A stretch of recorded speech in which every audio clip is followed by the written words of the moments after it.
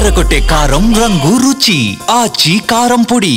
అనంతపురం జిల్లాలో పాపంపేట భూముల వివాదం ఎందుకు ముదురుతోంది? రాచూరి గొల్లపల్లి కుటుంబాల వారే నిజమైన వారసుల రాజకీయ నేతల ఎంట్రీతో రోజుకో మలుపు తిరుగుతోందా? ఈ వివాదం వెనుక సూత్రధారులు పాత్రధారులు ఎవరు? అనంతపురానికి కూతవేటు దూరంలో ఉన్న పాపంపేట భూ వివాదం రోజుకో మలుపు తిరుగుతోంది. ఈ వ్యవహారంలోకి రాజకీయ నాయకులు ప్రవేశించడంతో వివాదం మరింత జటిలమవుతోంది. 1866లో పి శేషగిరిరావుకు 932 ఎకరాలున్న పాపంపేట గ్రామాన్ని ఇనాంగా మంజూరు చేశారు.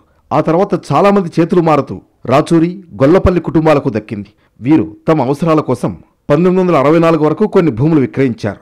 అయితే ఎన్ని ఎకరాలు అమ్మారు, ఇంకా వారి ఆధీనంలో ఉన్న భూభాగం ఎంత అన్నది రికార్డులు లేవు. కానీ 1956లోనే ఇనాం చట్టం రద్దయిపోయింది. అప్పుడు నెల్లూరు కలెక్టరేట్ కింద పాపంపేట ఉండేది. దాంతో నెల్లూరు సెటిల్మెంట్ యాక్ట్ ద్వారా ప్రజలకు భూమిని కేటాయించారు.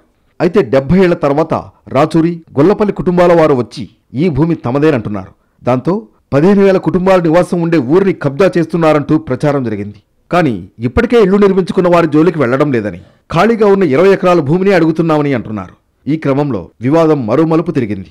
పాపంపేట పరిధిలో జీపీ చేసుకున్న వ్యక్తులకు సర్వేయర్, విఆర్ఓ, డిఆర్ కలిసి 177 ఎకరాలకు తప్పుడు సర్వే పత్రాలు అందించారని పాపంపేట పరిరక్షణ కమిటీ సభ్యులు ఆరోపిస్తున్నారు.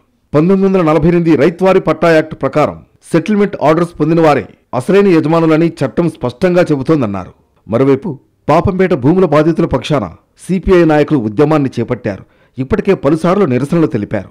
ఇప్పుడు క్షేత్రస్థాయిలో పర్యటనలు చేస్తూ బాధితులను ఏకం చేస్తున్నారు.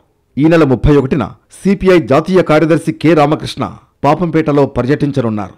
వెంకట చౌదరి, శ్రీరాములు, సుభాష్ రెడ్డి తదితరులకు జీపీఏలు చేశారని, 70 ఏళ్లుగా వేలాది నివాసాలు ఉండే ఈ ప్రాంతాన్ని వ్యవసాయ భూములుగా చూపించి సర్వే నివేదిక ఇవ్వడం అన్యాయమని సిపిఐ నాయకులు అంటున్నారు. మండల సర్వేయర్, విఆర్డీలతో కుమ్మక్కై తప్పుడు పొజిషన్ సర్టిఫికెట్లు పొందారని ఆరోపిస్తున్నారు. మొత్తంగా పాపంపేట భూముల వివాదం రోజుకో మలుపు తిరుగుతూ రాజకీయ రంగు పులుముకుంటోంది.